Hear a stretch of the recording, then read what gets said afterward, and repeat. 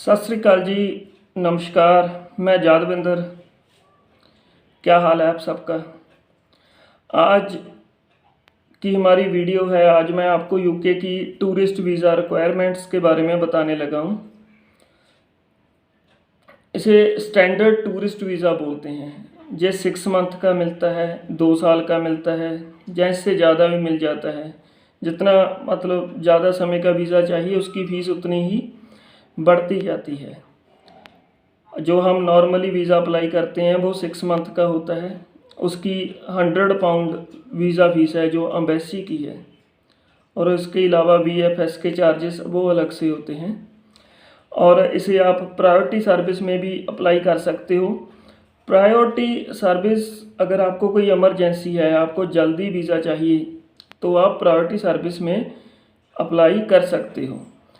जो priority service है उसका जो रिज़ल्ट है, जो उसका वीज़ा रेशो है वो ज़्यादा होता है, इसमें कोई शक नहीं। हमारा एक्सपीरियंस है कि प्रायोरिटी में वीज़ा लगने के चांस ज़्यादा रहते हैं, बट श्योर नहीं होता। ठीक है, तो चाहिए क्या इसके लिए? आपको एक तो वीज़ा एप्लीकेशन फॉर्म जो कि हम ऑनलाइन फिल करते हैं वो चाहिए। उसके बाद आपकी बैंक स्टेटमेंट, अगर आप सैलरी पर्सन हो तो आपकी सैलरी स्लिप्स एंड आपकी NOC वो आपकी कंपनी प्रोवाइड करेगी आपको। और अगर आप सेल्फ एम्प्लॉयड हो तो फिर आपकी सेविंग बैंक स्टेटमेंट के साथ आपकी करंट अकाउंट की बैंक स्टेटमेंट, और आपकी बिजनेस रजिस्ट्रेशन वो भी साथ में लगेगी। आप ITRs आप स्किप भी कर सकते हो यूके के लिए। कोई मैंडेटरी नहीं है कि आपको ITR यूके के लिए, स्पेशली यूके के लिए बोल रहा हूँ मैं, ठीक है, लगानी ही है। क्योंकि यूके इसे आपका कोई मतलब कि एविडेंस नहीं मानता आपकी इनकम का, क्योंकि यूके का मानना है कि ये सेल्फ डिक्लेरेशन फॉर्म होता है। जो ITR होती है ये सेल्फ डिक्लेरेशन फॉर्म होता है। सो इतना नेसेसरी नहीं माना जाता ये यूके के लिए, ठीक है, क्योंकि वो बोलते हैं कि आप खुद ही भरते हो इसे। सो आप खुद कितनी भी इनकम लिखवा सकते हो, ये कारण है इसका। सो आप स्किप कर सकते हो ITR। बट मेरा जो मानना है, मैं बोलता हूँ कि अगर आपकी ITR आपकी इनकम के साथ मिसमैच है, आपकी बैंक स्टेटमेंट के साथ मिसमैच है, तो स्किप कर देना। मेरे हिसाब से जो मेरा सजेशन है वो बता रहा हूँ, ठीक है। अगर आपकी ITR बिल्कुल ठीक है, मिसमैच नहीं है आपकी बैंक स्टेटमेंट के साथ, तो फिर आप साथ में लगाओ। Alright. And cover letter UK के लिए इसलिए बोल रहा हूँ मैं, क्योंकि आप स्किप कर सकते हो कवर लेटर को भी, बट मेरा सजेशन है कि कवर लेटर यूके के लिए स्किप नहीं करना चाहिए। क्योंकि जो वीज़ा एप्लीकेशन फॉर्म होता है उस पर इतनी प्लेस नहीं होती कि आप हर चीज़ एक्सप्लेन कर सको अपनी प्रोफाइल के बारे में। जैसे कि मैंने आपको पिछली वीडियो में बताया है कि कवर लेटर कैसे बनाना चाहिए, ठीक है ना। उसी के हिसाब से आप कवर लेटर बनाओ और हर चीज़ एक्सप्लेन करो, उसमें बिल्कुल क्लियर कर दो अपने केस को। वीज़ा ऑफिसर को कोई डाउट ना आए, वो कंफ्यूज ना हो आपका केस देखते समय। हर चीज़ क्लियर कर कर आप कवर लेटर में मेंशन करो, साथ में लगाओ कवर लेटर। उसके बाद आप एयर टिकट आप बुकिंग कर कर लगा सकते हो। वो ख़रीदने की ज़रूरत नहीं होती, आप उसे होल्ड कर कर लगा सकते हो।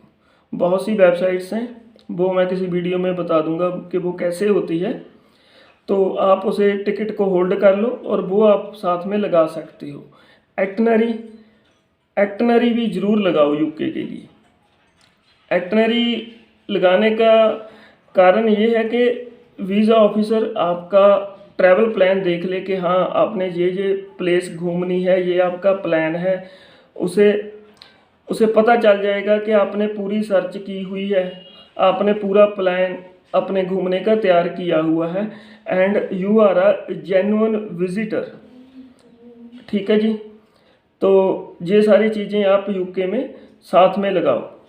इसके अलावा आप और भी कुछ डॉक्यूमेंट्स हैं जो साथ में लगा सकते हो, लाइक आप फोटोग्राफ्स लगा सकते हो अपने काम की, जहाँ पर आप काम कर रहे हो उसे प्रूव करने के लिए आप फोटोग्राफ्स भी लगा सकते हो, 1 या 2।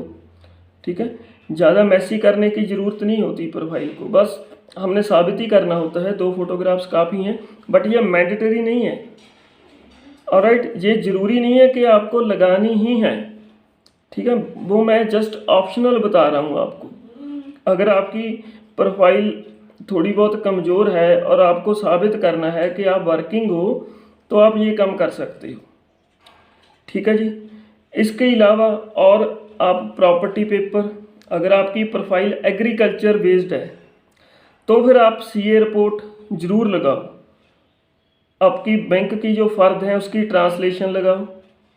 अगर तहसीलदार से भी लिखवा सको कि हाँ जी ये इसकी इनकम है, इतनी ये खेती करता है और उसमें से इतनी इसकी इनकम होती है, तो वो भी बहुत अच्छा है।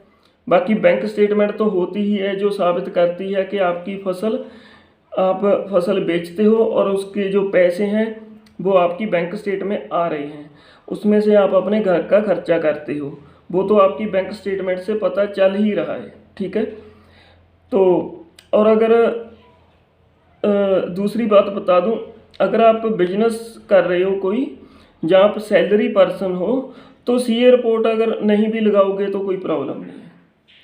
ठीक है जी, कोई ज़रूरत नहीं है फिर आप सीए रिपोर्ट लगाओ, ये लगाओ, वो लगाओ। अगर आप सैलरी पर्सन हो, आप सैलरी स्लिप्स लगा रहे हो, एनओसी लगा रहे हो, बैंक स्टेटमेंट लगा रहे हो, ठीक है, तो फिर कोई ज़रूरत नहीं है। हाँ, लगाना चाहते हो आप लगा सकते हो, बट फाइल को, मेरा मानना है कि फ़ाइल को ज़्यादा मैसी नहीं करना चाहिए, क्योंकि जितने डॉक्यूमेंट आप ज़्यादा मतलब कि वो डॉक्यूमेंट आप दे दोगे जिनका कोई इतना वैल्यू नहीं है, तो उससे वीज़ा ऑफिसर ज़्यादा कंफ्यूज ही होगा। उससे अच्छा है कि आप फाइल को सिंपल रखो, क्लियर रखो। ठीक है, ये जो सारे मेन डॉक्यूमेंट थे वो मैंने आपको बता दिया। और होटल बुकिंग, अगर आप एयर बुकिंग होल्ड कर नहीं भी दोगे तो चल जाएगा, आप आइटनरी नहीं भी लगाओगे तो चल जाएगा, क्योंकि वीज़ा एप्लीकेशन फॉर्म में आपसे पूछ लिया जाता है कि आपका जो प्लान है आप कहाँ कहाँ घूमोगे। ठीक है, चल जाएगा, बट होटल बुकिंग के बिना नहीं चलेगा। होटल बुकिंग अच्छी कंफर्म होटल बुकिंग लगाओ, उसके लिए पे करने की ज़रूरत नहीं होती।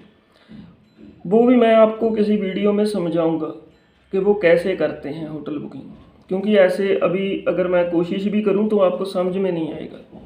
तो जरूर पैसे नहीं पे करने हैं, हमने अपना क्रेडिट कार्ड या डेबिट कार्ड नंबर दे देना है। ठीक है, तो इस हिसाब से वो हमें कन्फर्मेशन भेज देते हैं, तो वो कन्फर्मेशन हमें लगानी है। ठीक है जी, ऑलराइट, बाय बाय।